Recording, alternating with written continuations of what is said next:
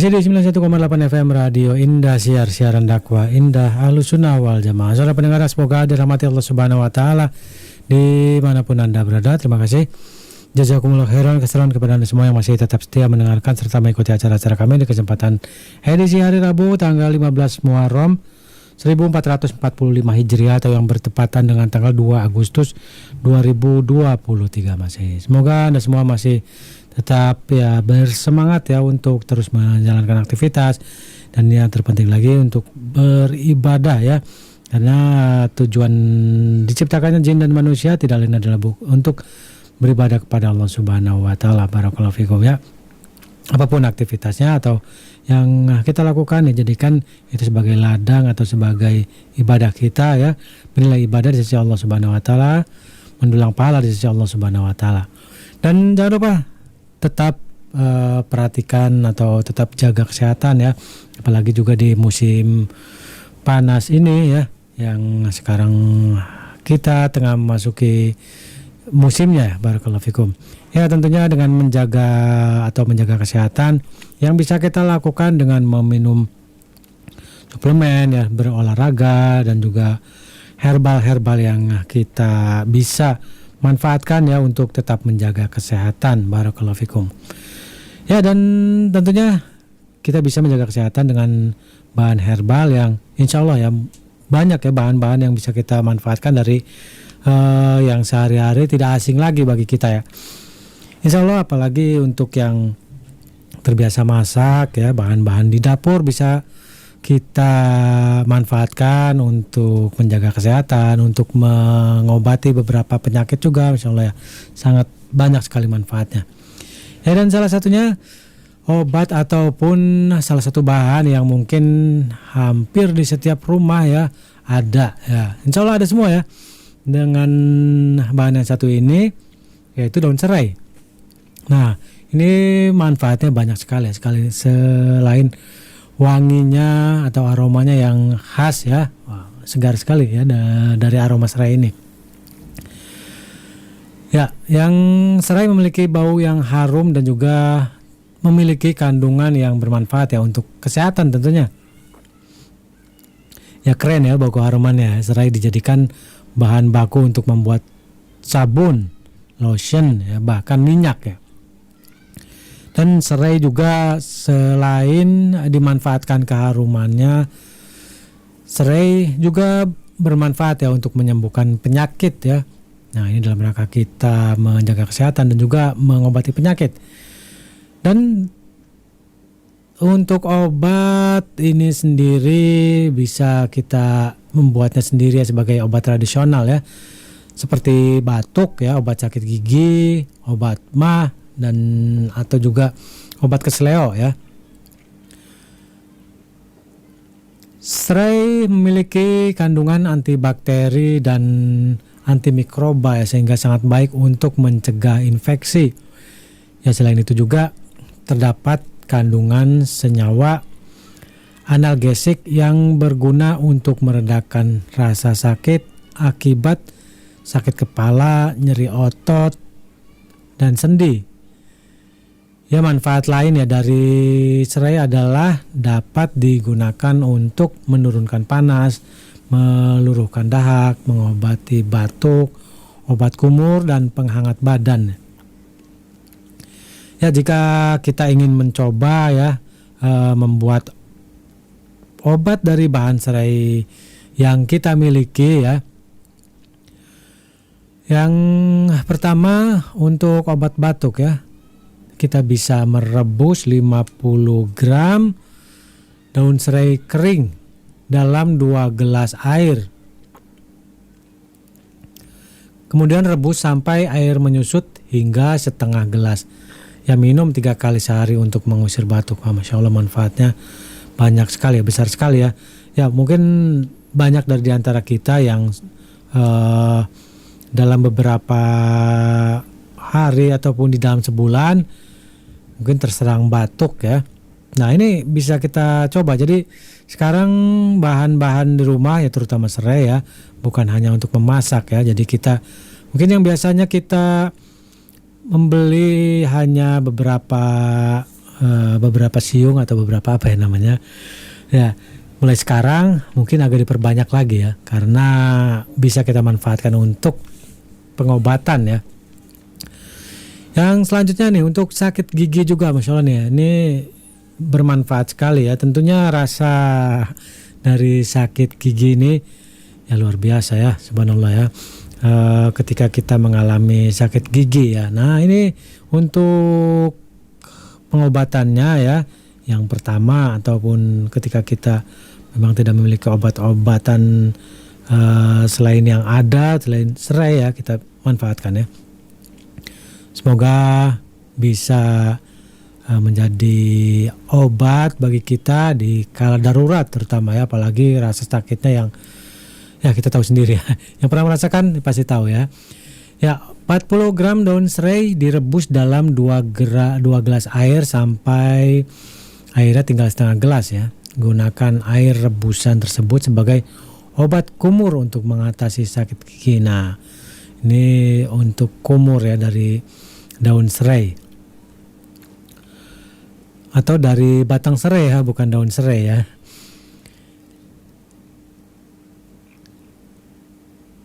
Kemudian yang selanjutnya obat keseleo atau terkilir.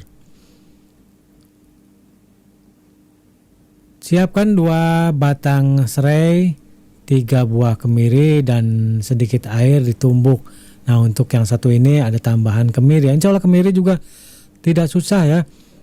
Ya, ini salah satu bahan masakan ya yang bisa dibilang hampir semua orang juga ada di rumah ya. Bahan wajib ya untuk kemiri ini ya. Jadi 2 batang serai, 3 buah kemiri dan sedikit air ya ditumbuk. Panaskan di atas api. Setelah cukup panas, tempatkan pada bagian yang terkilir. Nah, untuk ini tidak dikumur ataupun tidak diminum ya, namun dioleskan ya dengan cara dipanaskan setelah ditumbuk di bagian yang keseleo atau terkilir. Nah, untuk yang biasa mungkin aktivitasnya atau olahraganya main bola atau futsal ya, atau yang rawan terkilir atau keseleo ya, jangan lupa ini ya, sediakan di rumahnya stok dari serai ya. Barakallahu fikum. Yang selanjutnya adalah obat sakit mah. 40 gram serai segar rebus dalam 2 gelas air dan biarkan sampai air tersisa setengah gelas. Minum 2 kali sehari untuk mendapatkan khasiatnya ya, untuk pengobatan dari sakit mah ya. Selanjutnya obat pengusir nyamuk. Nah, untuk pengusir nyamuk ini letakkan daun serai beserta minyak zaitun dalam wadah aromaterapi. Nyalakan lilin yang ada di bawah wadah aromaterapi. Api yang menyala akan membuat wangi daun serai menyebar. Ya, wangi ini tidak disukai nyamuk sehingga bermanfaat untuk mengusir nyamuk. Menghilangkan nyeri dan penghangat tubuh. Ya, untuk menghilangkan nyeri dan penghangat tubuh, Anda bisa mengoleskan minyak serai pada tubuh untuk meredakan rasa nyeri sendi, pegal otot atau sakit kepala. Minyak serai yang diborehkan akan memberikan rasa hangat pada tubuh serta kandungan analgesik yang berguna mengurangi rasa nyeri. Ya, minyak serai dapat dibeli pada apotek atau juga toko-toko obat ya. Nah, namun walaupun serai atau daun serai bisa digunakan untuk obat, namun tetap ya kita harus memperhatikan saat menggunakannya. Minyak serai terasa sangat panas ya. Ini untuk yang bentuknya minyak ya. Tadi untuk menghilangkan rasa nyeri dan penghangat tubuh. Ya, minyak serai terasa sangat panas. Ya, oleh sebab itu sebaiknya minyak serai tidak digunakan secara langsung kepada beberapa orang. Ya, minyak serai dapat menimbulkan iritasi pada kulit, khususnya jika kulit Anda tergolong kulit sensitif. Ya, untuk menyiasatinya, Anda dapat menambahkan minyak pelarut sebelum digunakan pada kulit agar minyak yang dipakai tidak terlalu pekat ya. Jadi harus ada sedikit campuran ya. Minyak serai juga minyak serai juga tidak disarankan digunakan pada wanita hamil karena dapat meningkatkan denyut jantung secara berlebihan. Ya, itulah tadi beberapa manfaat serai yang semoga ya bisa bermanfaat bagi kita semua ya untuk pengobatan sehari-hari ya. Mungkin ini beberapa kondisi tubuh yang bisa dibilang mungkin agak sering terjadi pada kita, yaitu batuk, sakit gigi. Kalau sakit gigi mungkin tidak sering ya, obat keseleo dan juga obat sakit mah ya. Jadi mulai dari sekarang stok serai yang lebih dari biasanya ya. Mudah-mudahan bisa bermanfaat bagi kita semua dan semoga kita selalu diberikan oleh Allah Subhanahu wa taala kesehatan agar senantiasa kita bisa selalu menjalankan ibadah kepada Allah Subhanahu wa taala, kita bisa menjalankan aktivitas ya. Barakallahu fikum. Baiklah saudara pendengar, semoga dirahmati Allah Subhanahu wa taala. Menantikan kajian kitab Taisir Alam bersama Ustaz Abu Abdurrahman Arif Hafidhallahu taala. Kembali kita akan dengarkan beberapa selingan serta jeda berikut ini untuk Anda semua di kesempatan pagi hari ini. Tetap di 91,8 FM Radio Indah siaran dakwah Indah Ahlussunnah wal Jamaah. Dari studio kami yang bertugas mengucapkan selamat mendengarkan. Barakallahu fikum.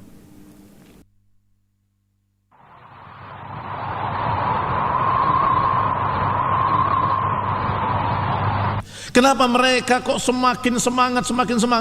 Karena kaum musliminnya masih basa-basi dengan mereka. Padahal sudah dicerca sholatnya, sudah dicerca puasanya, sudah ditertawakan, dicemoohkan oleh mereka. Nggak marah, subhanallah. Mereka menyatakan, ngapain kamu lapar-lapar? Agama ini bukan agama siksaan. Nggak ada puasa. Yang namanya puasa itu menahan diri dari yang haram. Maka saya puasa sepanjang tahun. Ngapain kalian puasa dari pagi nggak makan sampai sore? Tertawa mereka terbahak-bahak. Kaum musliminnya yang ditertawakan tetap senyum sama mereka. Assalamualaikum, gimana kabarnya? Baik. Astagfirullahaladzim. Tidak punya kecemburuan terhadap agama, enggak punya kecemburuan terhadap Allah Subhanahu wa taala, bahwa dia cinta kepada Allah. Kalau mereka mencerca agama Allah harusnya marah, tetapi dia malah masih senyum-senyum. Akhirnya semakin banyak kesesatan, semakin berani, semakin lancar. Padahal la yukhallisuhu min syarrihi illa tajammuhu wal abs wat ta'bis. Padahal tidak akan selamat dari tipu daya kesesatan mereka kecuali dengan berpaling, kecuali dengan cemberut, kecuali dengan memasang muka bahwa dia nggak suka dengan orang ini. Maka dia akan selamat. Kitanya selamat dari mereka dan merekanya pun akan tertahan. Amatnya tertahan. Mereka tidak leluasa untuk berbuat seperti ini orang nggak suka, berbuat seperti ini dimusuhi, kesana orang nggak mau salam. Maka dia semakin sempit. Daqatil ardu bima rahubat. Akhirnya bumi bagi mereka semakin sempit. Ketika semakin sempit, maka niscaya suatu saat mereka akan meninggalkan kesesatannya dan balik pada sunnah. Ini ketika terus digauli dengan baik, dengan katanya akhlak yang luhur, katanya akhlak yang baik, justru mereka semakin semangat, semakin betah di dalam kesesatannya. Para dokter-dokter hati dari kalangan para ulama menyatakan, hati-hati, jangan dengarkan ucapan mereka, berpalinglah dari mereka.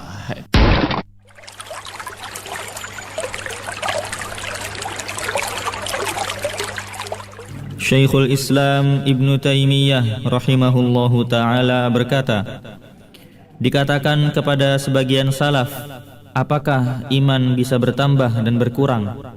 Maka dijawab, ya, semakin bertambah hingga menjadi seperti gunung, dan semakin berkurang hingga sampai seperti debu. Dinukil dari kitab Majmu'ul Fatawa jilid ke-7 halaman 226.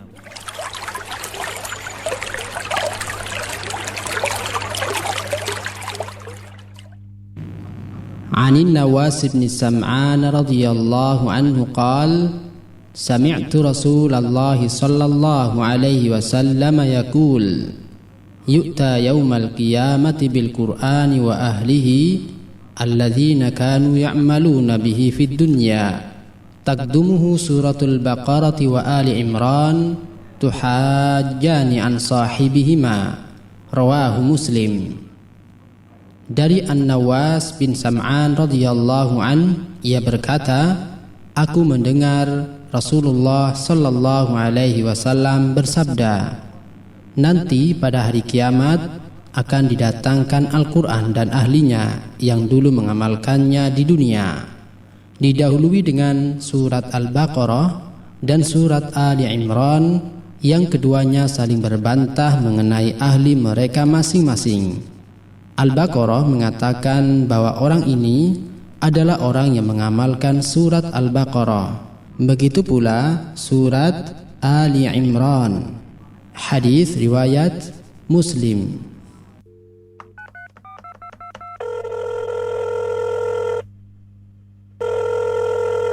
Bismillah, Afan Ustadz, Ana ingin bertanya, bagaimana hukumnya seorang wanita yang menahan kencing ketika hendak sholat karena khawatir keluar wadi sehingga dia harus mengulang sholatnya? Karena sudah beberapa kali ketika setelah kencing keluar cairan putih, tetapi dia bingung sehingga dia mengulang sholatnya. Bagaimana hukum dan solusinya? Kemudian yang kedua, bagaimana hukum menyentuh najis sedikit yang sudah kering? Apakah harus mencucinya juga? Nah, yang pertama tentang masalah menahan kencing, Rasulullah SAW melarang la salata bihadratit ta'am, tidak boleh sholat orang yang sudah disediakan makanan, atau yang yudafi'ul akhbata, atau orang yang menahan dua yang jelek, menahan buang air besar atau menahan buang air kecil. Yang sejenisnya adalah menahan buang angin. Tidak boleh, karena itu akan menjadikan dia tidak khusyuk sholatnya. Selesaikan urusannya, buang air dulu, selesaikan. Kalau keluar putih, keluar wajah dan sebagainya, bersihkan semua, baru kemudian sholat. Barakallahu fikum. Adapun yang kedua tentang masalah najis, walaupun sudah kering, kalau masih ada baunya, dia tetap najis. Sehingga ketika engkau menyentuh najis tersebut, dilihat apakah tanganmu ikut menjadi bau najis tadi atau tidak. Karena najis itu adalah apa yang berubah warna, rasa, dan baunya dengan najis. Tetapi kalau tidak, tanganmu tidak berubah jadi bau, tidak basah juga dan sebagainya, maka berarti tidak berpindah najis itu ke tanganmu. Wallahu ta'ala a'lam.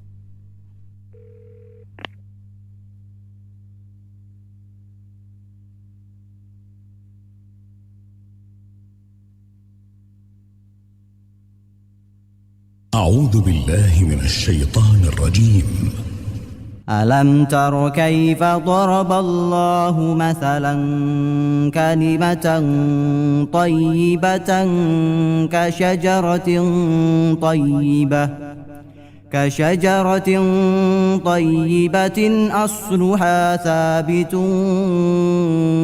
وفرعها في السماء تؤتي أكلها كل حين بإذن ربها ويضرب الله الأمثال للناس لعلهم يتذكرون ومثل كلمة خبيثة كشجرة خبيثة اجتثت من فوق الأرض ما لها من قرار يثبت الله الذين آمنوا بالقول الثابت في الحياة الدنيا وفي الآخرة ويضل الله الظالمين ويفعل الله ما يشاء ألم تر إلى الذين بدلوا نعمة الله كفرا وأحلوا قومهم دار البوار جهنم يصلونها وبئس القرار وجعلوا لله أندادا ليضلوا عن سبيله قل تمتعوا فإن مصيركم إلى النار قل لعبادي الذين آمنوا يقيموا الصلاة وينفقوا مما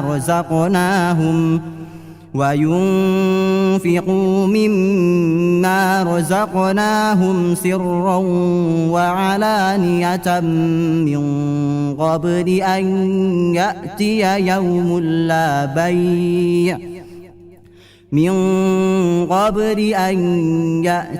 يوم لا بيع فيه ولا خلال الله الذي خلق السماوات والأرض وأنزل من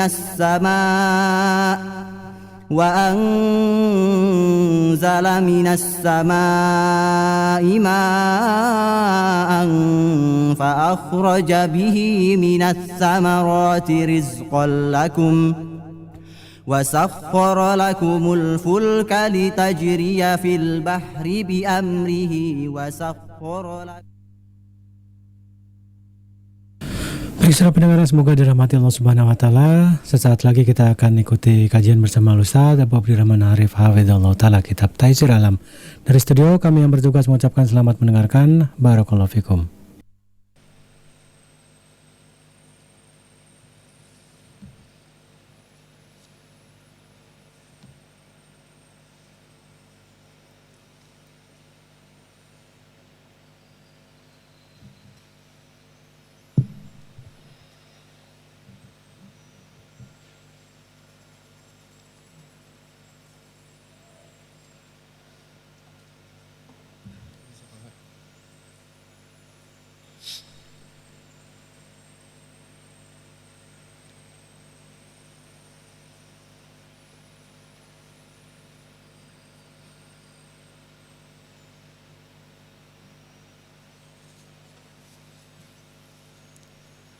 Bismillahirrahmanirrahim. Assalamualaikum warahmatullahi wabarakatuh. Alhamdulillah wassalatu wassalam ala Rasulillah wa ala alihi wa sahbihi wa man wala. Masih di dalam pembahasan hadis yang kelima, masuk ke dalam faedah hadis. Yang pertama, kata Syekh Abdullah Al-Bassam rahimahullahu ta'ala, an-nahyu anil baul fil ma'il ladzi la yajri wa tahrimuhu. Adanya larangan kencing atau buang air kecil pada air yang tidak mengalir, pada air yang tergenang. Wa tahrimuhu, dan juga adanya pengharamannya. Jadi diharamkan seseorang kencing atau buang air kecil di tempat yang tidak mengalir, di tempat air yang tidak mengalir, sebagaimana disebutkan oleh Al-Imam An-Nawawi, Qurtubi, As-San'ani, dan juga Syekh Al-Albani rahimahullahu ta'ala. Wa aula bit tahrim at-taghawwud sawa'un akana qalilan am katsira. Dan lebih-lebih lagi pengharamannya di saat seseorang buang air besar di situ. Sama saja apakah air tersebut sedikit ataupun banyak. Duna al-miyah al-mustabhirah. Yang dikecualikan adalah air yang di sana berlimpah ruah seperti danau. Sangat banyak airnya. Dan ini adalah pendapat jumhur al-ulama, yakni dibolehkan ya untuk tempat yang berlimpah ruah airnya, maka dibolehkan untuk buang air kecil di situ ya, seperti danau ataupun yang sejenisnya. fa inna ma'aha la yatanajjas bimujarradil mulaqah, karena air yang ada padanya tidak akan menjadi najis dengan sebab apa yang masuk ke dalamnya. Bal yantafi'u bihi li hajatin katsirah ghairi tatahhur bihi minal ahdath. Bahkan manusia bisa mengambil manfaat untuk kebutuhan-kebutuhan yang sangat banyak selain untuk bersuci dari hadas. Ya, sehingga al-mustabhirah, al-miyah al-mustabhirah, tempat yang di situ airnya berlimpah ruah yang sangat banyaknya seperti danau, maka dikecualikan, yakni dibolehkan seseorang untuk buang air kecil di situ. Faedah yang kedua, an-nahyu 'anil iktisal fil ma'id daim bil ingimas fihi la siyama al-junub. Yang kedua, adanya larangan untuk mandi dengan mencelupkan diri di tempat yang airnya tidak mengalir. Terlebih lagi dia dalam keadaan sedang junub, sedang terkena hadas besar. Jadi diharamkan ya seseorang mencelupkan diri di dalam air yang tidak mengalir, di tempat yang airnya tidak mengalir. Walau lam yabul fihi kama fi riwayati Muslim, walaupun dia tidak kencing di dalamnya sebagaimana disebutkan dalam riwayat Imam Muslim. Disebutkan oleh Nabi sallallahu alaihi wasallam, la yaktasil ahadukum fil ma'id daim wa huwa junubun. Beliau sallallahu alaihi wasallam bersabda, janganlah salah seorang di antara kalian mandi di air yang tergenang tidak mengalir dalam keadaan dia sedang junub. Wal masyru' an yatanawala minhu tanawulan. Tetapi yang disyariatkan di sini adalah dengan mengambil air tersebut dengan cara mengambil dengan benda, dengan suatu alat, dengan cara menciduknya. Maka ini yang dibolehkan. Sebagaimana disebutkan dalam riwayat Muslim, la yaktasil ahadukum fil ma'id daim wa huwa junubun. Janganlah salah seorang di antara kalian mandi di air yang tergenang tidak mengalir dalam keadaan dia sedang junub. Maka faqala kaifa yaf'alu ya Abu Hurairah. Sahabat Abu Hurairah ditanya, lantas bagaimana caranya wahai Abu Hurairah? Qala, maka beliau pun berkata, yatanawaluhu tanawulan, yaitu dengan cara dia menciduk air dari tempat tersebut. Ya, dengan mengambil air tersebut dari tempat yang air tersebut tidak mengalir. Ya, dengan cara menciduknya, maka diperbolehkan. Faedah yang ketiga, jawazu dzalika fil ma'il jari wal ahsan ijtinabuhu. Bolehnya melakukan hal itu pada air yang mengalir, dan yang lebih baik adalah untuk meninggalkannya, tidak melakukannya.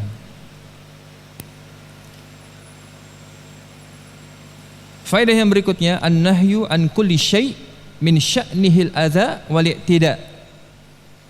Larangan dari segala sesuatu yang bisa menimbulkan gangguan terhadap orang lain dan yang menimbulkan al-i'tida, permusuhan. Segala sesuatu yang bisa menimbulkan gangguan kepada orang lain, menimbulkan permusuhan di antara mereka, maka dilarang.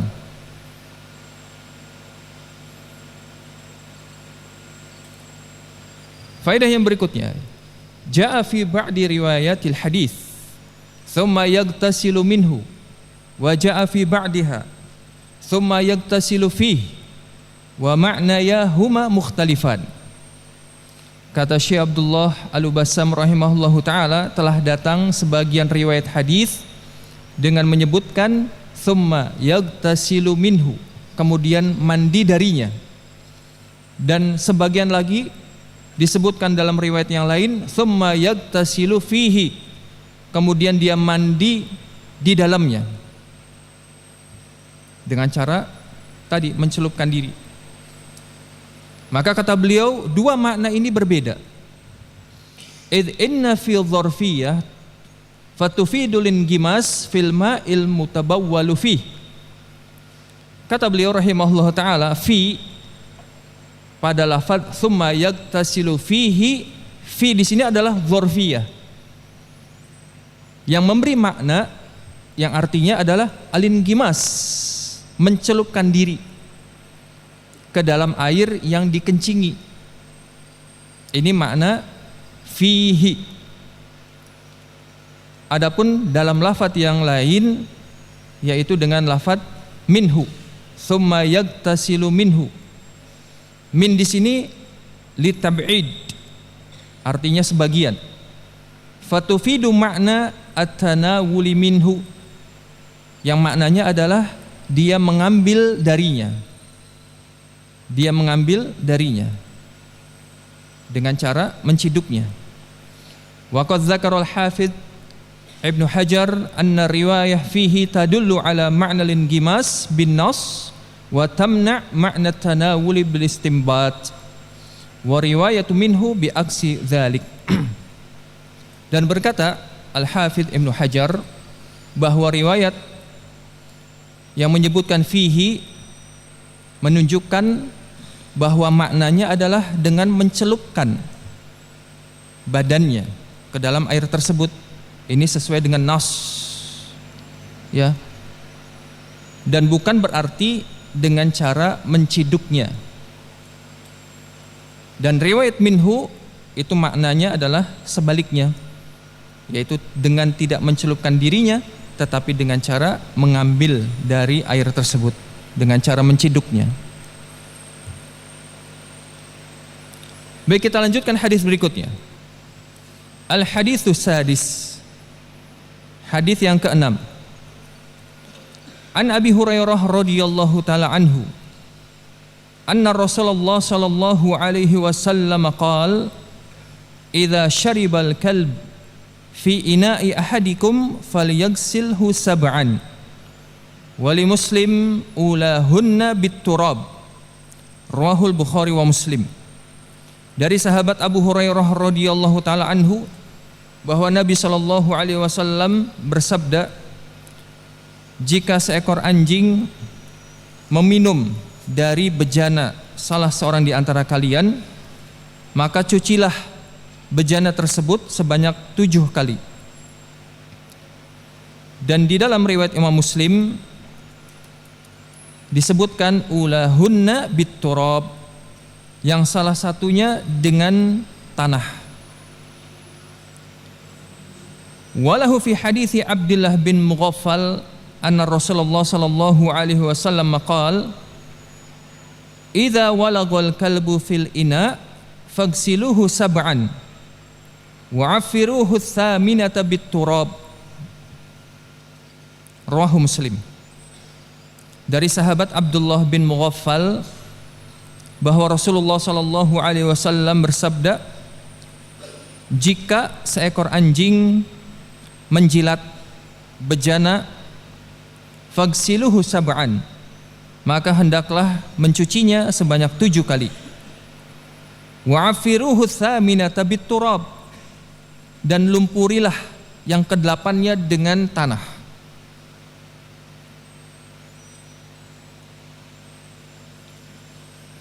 Idza walagha itu fi'il mudhari'nya adalah yalaghu. Syariba bi taraf lisanihi, yang dimaksud adalah meminum dengan ujung lidahnya. Ya, seekor anjing ataupun kucing ketika meminum air maka dengan ujung lidahnya. Wa huwa an yudkhila lisanahu fil ma' wa ghairihi min kulli ma'i fayuharrikuhu walau lam yashrab fasyurbu akhassu minal wulugh. Kata beliau rahimahullahu ta'ala, yaitu dengan memasukkan lidahnya ke air atau yang selainnya dari benda-benda cair. Kemudian dia menggerak-gerakkan lidahnya walaupun dia dalam keadaan tidak meminumnya. Fasyurbu, meminum itu lebih khusus daripada menjilat. Ya, meminum lebih khusus daripada menjilat.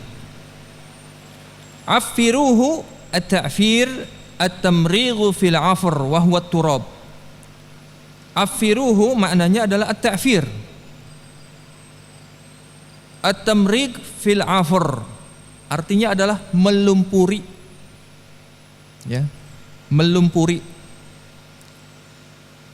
Karena makna al-'afr artinya adalah at-turab, sehingga maknanya adalah lumpurilah ya dengan tanah.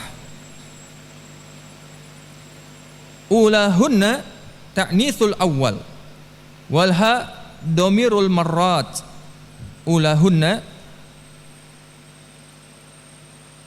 ini adalah ta'nits al-awwal, bentuk muannats dari al-awwal. Ula. Dan haknya adalah domir al-marrat, berkali-kali, berulang-ulang. Wa ja'a fi ba'di riwayat ulahunna bil lafdzil mudzakkar li'anna ta'nits al-marrah ghairu haqiqi. Dan datang pada sebagian riwayat ulahunna atau awwalahunna afwan dengan lafaz mudzakkar, karena bentuk muannats marrah itu bukanlah hakiki, ya, tidak hakiki. Al-ma'na al-ijmali, makna secara global dari hadis ini, lamma kana al-kalb minal hayawanat al-mustaqrahah allati tahmilu katsiran minal akdzar wal amrad, amara syari'ul hakim bi ghuslil ina alladhi walagha fihi sab'a marrat. Al-ula minhunna mashubatun bit turab liya'tiyal ma' ba'daha fatahsulun nadhafatu tammah min najasatihi wa dararihi. Kata beliau rahimahullah ta'ala, dikarenakan anjing itu adalah di antara hewan yang tidak disukai, al-mustaqrahah, yang seringkali membawa banyak kotoran-kotoran dan penyakit. Maka Allah Subhanahu wa ta'ala yang mensyariatkan syariat ini memerintahkan untuk mencuci bejana ketika anjing tersebut atau seekor anjing menjilati sebuah bejana, ya, dan tentunya dicuci dengan 7 kali. Al-ula minhunna mashubatun bit turab. Yang pertamanya adalah dengan dilumpuri dengan tanah, dicampuri dengan tanah, dan kemudian mendatangkan air setelahnya. Maka dengan itu terwujudlah kebersihan yang sempurna dari najis-najis dan hal-hal yang memudaratkan. Ikhtilaf al-ulama, kata beliau rahimahullah ta'ala, di sana banyak khilaf di antara ulama pada beberapa hal. Minha, di antaranya adalah hal yajibut tasbih awit tatrib, ya.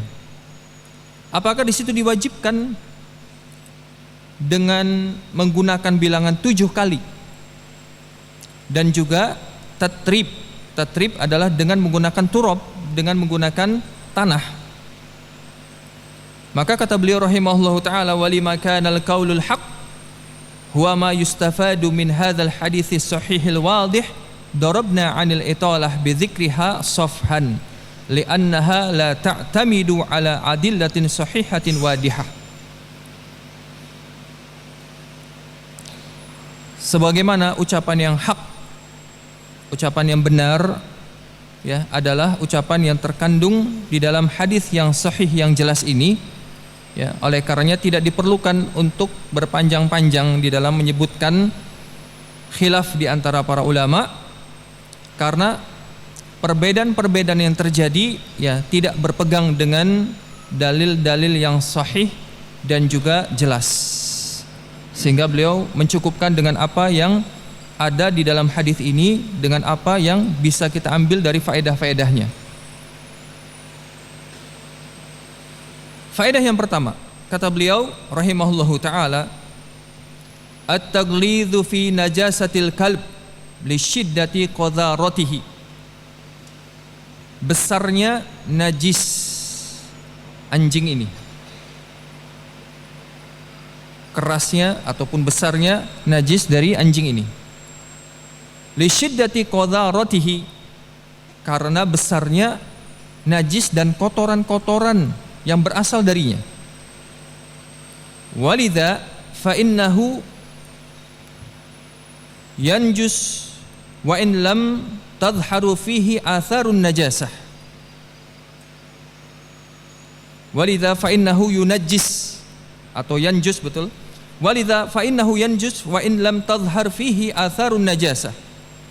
Wa tafsiruhu ya'ti qariban insyaallah. Kemudian kata beliau, oleh karenanya hal itu menjadi najis ya, barang benda yang terkena jilatan anjing tersebut menjadi najis walaupun tidak nampak bekas dari najisnya.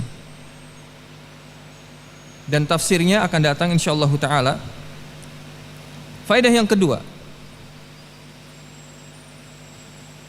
inna wulughal kalbi fi ina wa mithluhul akal yanjusul ina wa yanjusu ma fadhala minhu. Sesungguhnya jilatan anjing pada bejana wa mithluhu al akal, demikian juga yang semisal dengannya ketika anjing tersebut misalkan memakan dari bejana tersebut, yanjusul ina, maka bejana tadi menjadi najis. Dan najis pula apa yang tersisa darinya ketika meninggalkan makanan ataupun minuman ya, maka inaknya, bejananya menjadi najis. Faedah yang berikutnya, wujubu ghusli ma wuligha fihi sab'a marrat. Wajibnya mencuci benda yang dijilat oleh anjing sebanyak 7 kali.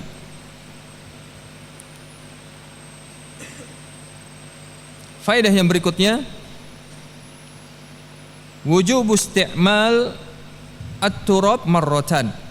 Wajibnya menggunakan tanah 1 kali di dalam mencucinya. Wal aula an yakuna ma'al ula liya'tiyal ma ba'daha. Dan yang lebih utama adalah dengan mendahulukan menggunakan tanah, kemudian setelah itu membasuhnya dengan air. Ini kata beliau yang lebih utama. Ya, sebagaimana disebutkan di dalam hadis yang bersama kita, ulahunna bitturab. Yang pertamanya dengan menggunakan tanah. Sehingga ini adalah yang lebih utama. Wa takunu hiya tsaminatul musyaru ilaiha fi riwayatil ukhra. Atau bisa juga dengan menggunakan tanah tadi ke-8-nya, sebagaimana yang diisyaratkan di dalam hadis yang lain. Setelah 7 kali dengan menggunakan air, kemudian yang ke-8-nya ya dengan menggunakan tanah. Ya. Dan di sini disebutkan rinciannya, wala farqa baina an yutraha al-ma'u 'ala turab awit turab 'ala al-ma'. au an yu'khadha at-turabu al-mukhtalatu bil ma' fayaghsilu bihi. Maka tidak ada perbedaan antara mencampurkan air atas tanah atau mencampurkan tanah atas air atau mencampurkan tanah tersebut dengan air, fayaghsilu bihi, kemudian membasuh dengannya. Maka tidak mengapa. Jadi yang dimaksud dengan ulahunna biturab atau wa'affiruhu thaminata biturab adalah dengan cara yang sudah disebutkan, sehingga bisa dengan berbagai cara. Yang pertama mungkin saja dengan tanah kemudian dicampurkan air, atau air dicampurkan tanah, sehingga semuanya bercampur antara air dan tanah tersebut. Yang kemudian ya mencuci dengannya, sehingga tidak diperbolehkan hanya dengan mengusap ya bagian yang dijilat oleh anjing tersebut, ya mengusap dengan tanah saja, tidak sah. Tetapi dengan cara dilumpuri tanah tersebut dengan air, dicampur tanah tersebut dengan air. Nah, ini adalah cara yang disyariatkan, ya.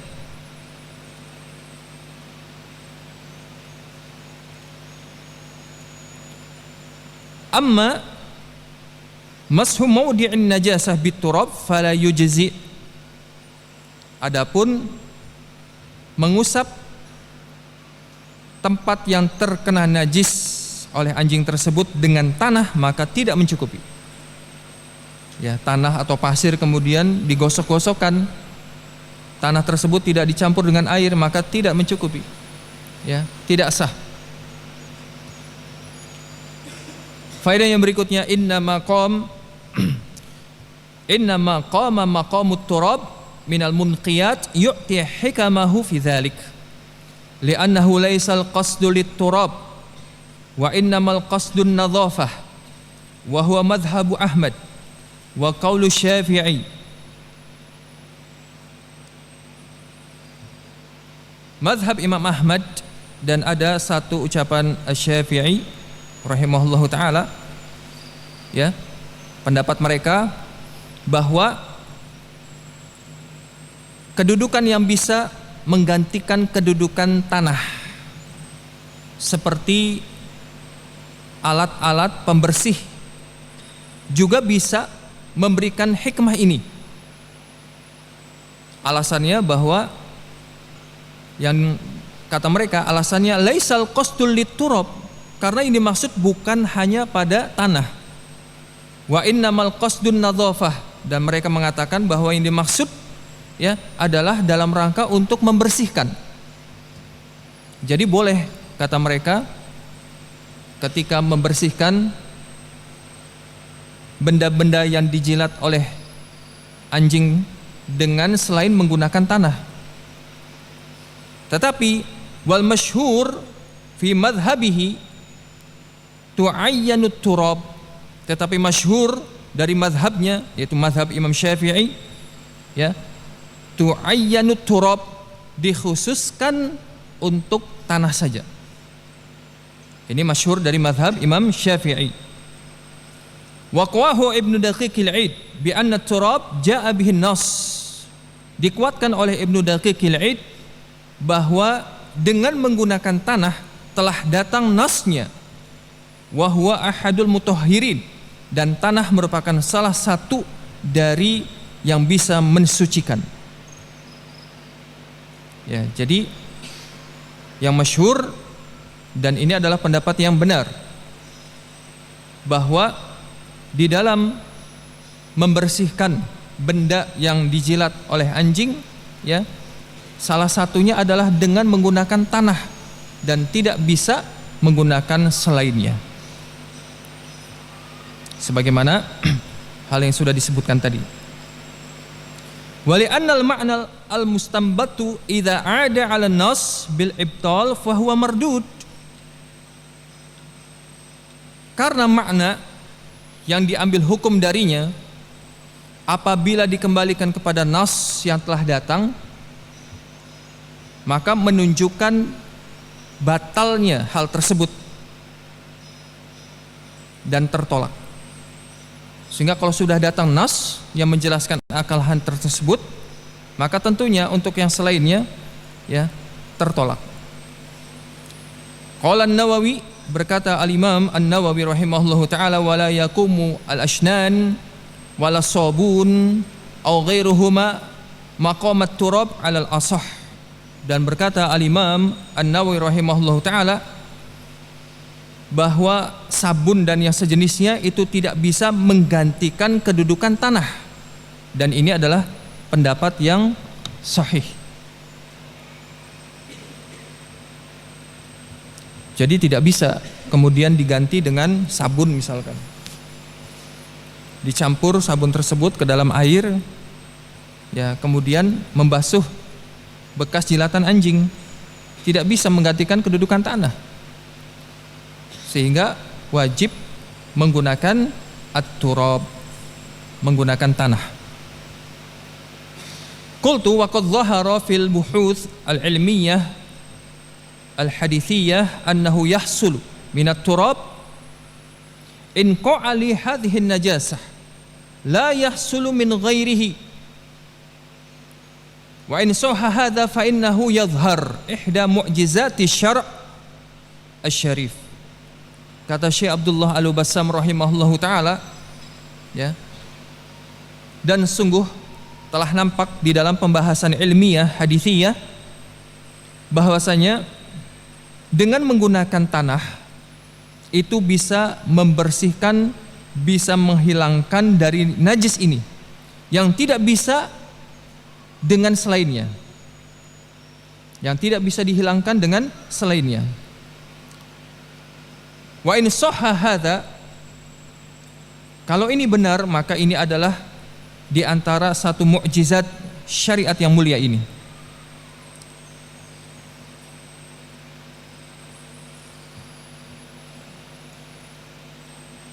Wa lafdhu affiruhu yu'ayyidu ikhtisas at-turab. Adapun lafaz affiruhu, lumpurilah, maka mendukung, menguatkan dikhususkannya tanah. Li'anna al-'afr lughatan huwa wajhul ardi wat turab. Karena al-'afr secara lughah artinya adalah permukaan bumi dan tanah. Sehingga tidak bisa kemudian digantikan dengan yang lainnya. Karena makna afiruhu, lumpurilah, itu ada pengkhususan untuk tanah.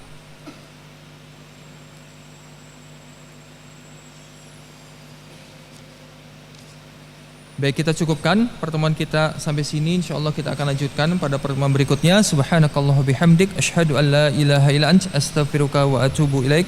Wassalamualaikum warahmatullahi wabarakatuh.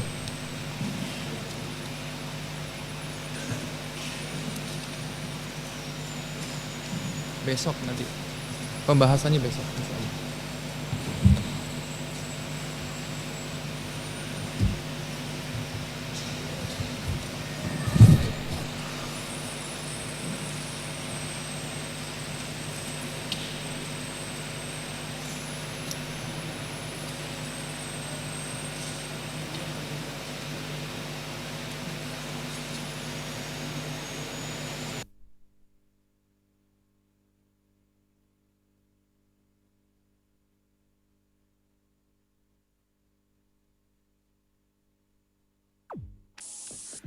Indah dia Idaatul Islamiyah Ahlus Sunnati wal Jamaah.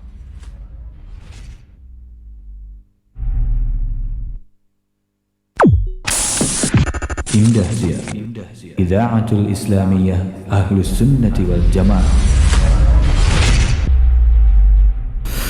Ya, masih di 91,8 FM Radio Indah, siaran dakwah Indah Ahlus Sunnah wal Jamaah. Saudara pendengar, semoga dirahmati Allah Subhanahu wa taala dimanapun Anda berada. Terima kasih, jazakumullah khairan, keseruan kepada Anda semua yang masih tetap setia mendengarkan serta mengikuti acara-acara kami di kesempatan pagi atau kesempatan siang hari ini ya. Ya, dan baru saja kita sama-sama mengikuti sebuah kajian live dari Masjid Abu Bakar As-Siddiq Mahadi Ausuna Cirebon bersama Al-Ustaz Abu Abdirrahman Arif Hafizallahu Ta'ala, yaitu kajian Taisir Alam. Masih melanjutkan hadis ke-5 dan juga faedah-faedah hadis ya. Semoga apa yang beliau sampaikan memberi manfaat bagi kita semua, dan jangan lupa untuk mengikuti kelanjutan dari kajian kitab Taisir Alam ini di lain kesempatan. Barakallahu fikum. Baiklah saudara pendengar, ya semoga dirahmati Allah Subhanahu wa taala, waktu sholat duhur untuk wilayah Cirebon kota dan sekitarnya pada pukul 11:55.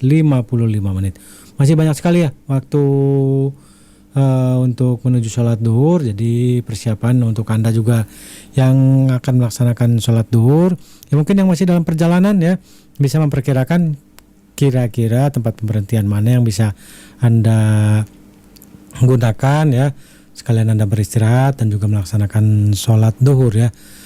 Jangan sampai terburu-buru, tergesa-gesa ya untuk melaksanakan sholatnya. Jadi persiapannya sebisa mungkin beberapa menit atau 10 menit ya menjelang duhur ya. Mungkin pekerjaan Anda sudah dibereskan dulu untuk dilanjutkan nanti ya, sehingga Anda bisa lebih bersiap-siap atau bersiap-siapnya lebih maksimal ya untuk sholat berjamaah, terutama bagi laki-laki ya. Barakallahu fikum. Baiklah saudara pendengar yang semoga dirahmati Allah Subhanahu wa taala, kita akan dengarkan dulu beberapa selingan serta jeda berikut ini untuk Anda semua di kesempatan siang hari ini, menantikan waktu sholat duhur untuk wilayah Cirebon kota dan sekitarnya. Dan tak lupa juga kami mengucapkan selamat beraktivitas. Semoga lancar aktivitasnya di kesempatan pagi hari ini, diberikan kemudahan dan diberikan solusi jalan keluar ya apabila di dalam aktivitas Anda mungkin ada sedikit kendala ya. Barakallahu fikum. Ya, kita akan dengarkan dulu beberapa selingan serta jeda berikut ini untuk Anda semua di kesempatan siang hari ini. Tetap di 91,8 FM Radio Indah, siaran dakwah Indah Ahlussunnah wal Jamaah. Dari studio kami yang bertugas mengucapkan selamat mendengarkan. Barakallahu fikum.